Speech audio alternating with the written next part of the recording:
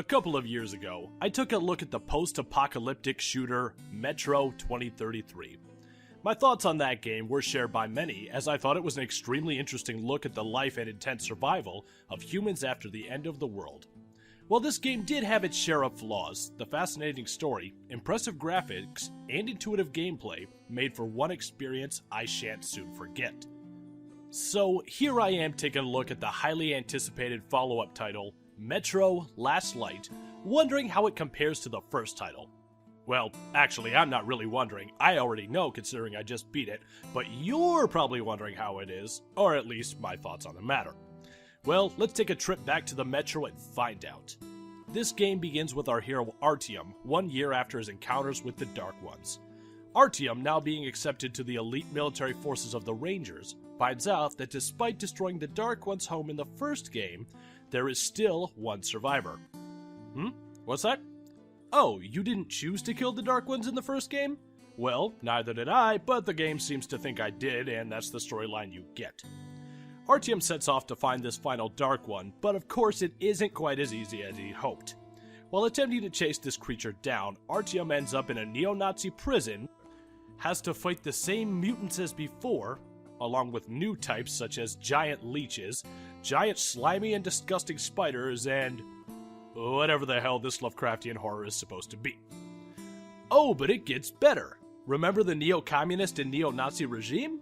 Well, their tensions are at a boiling point, and they're merely days away from an all-out war, which may involve the Rangers. Plus, the Red Army is aware of the last remaining Dark One and are attempting to find it for themselves. Add an outbreak of an extremely infectious disease, and you've got the formula for everything Artyom has to deal with in his journey. Poor guy.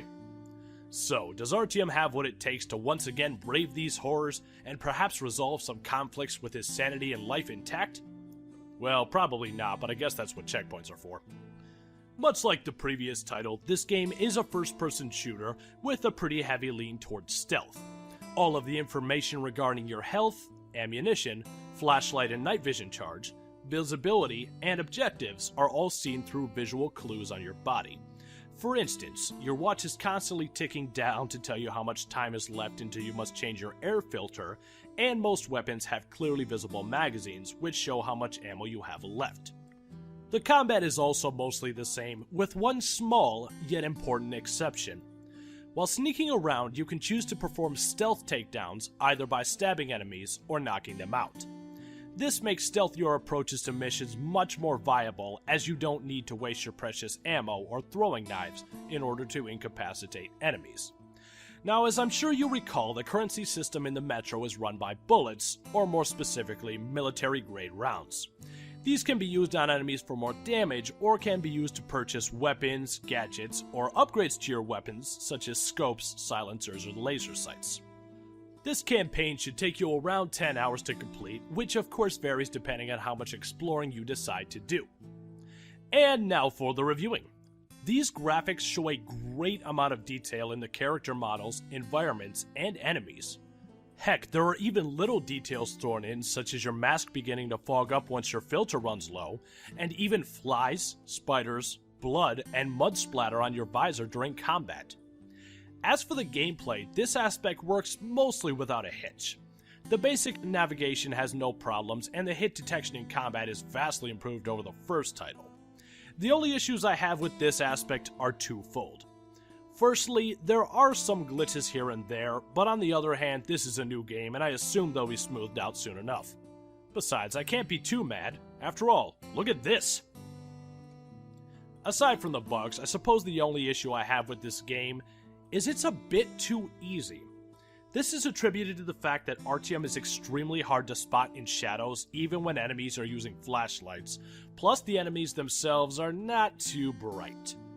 The addition of stealth takedowns make this even easier when used in conjunction to the fact that enemies won't see you too easily, nor will they hear you or react fast enough for it to matter. This isn't an issue while fighting mutants, which makes up for about half of the game, but it is still something to keep in mind. Now let's move on to the story. As a narrative, I greatly liked it. The stakes are higher than ever this time around, and you get a true understanding of Artyom's backstory and why he was able to communicate with the Dark Ones.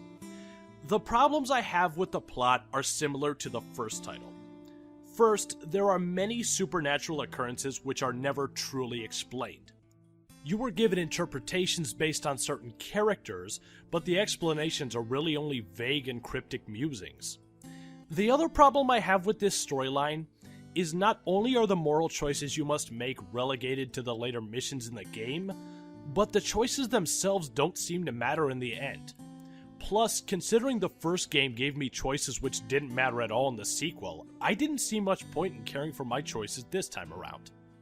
But these flaws aside, can I recommend checking this game out? Well, if you're a fan of Metro 2033 and aren't bothered by the negative aspects I've listed, then I would recommend checking this out. This is one trip back to the Metro that, in my opinion, is worth taking. So until next time, this is E-Dog, Das Vidania.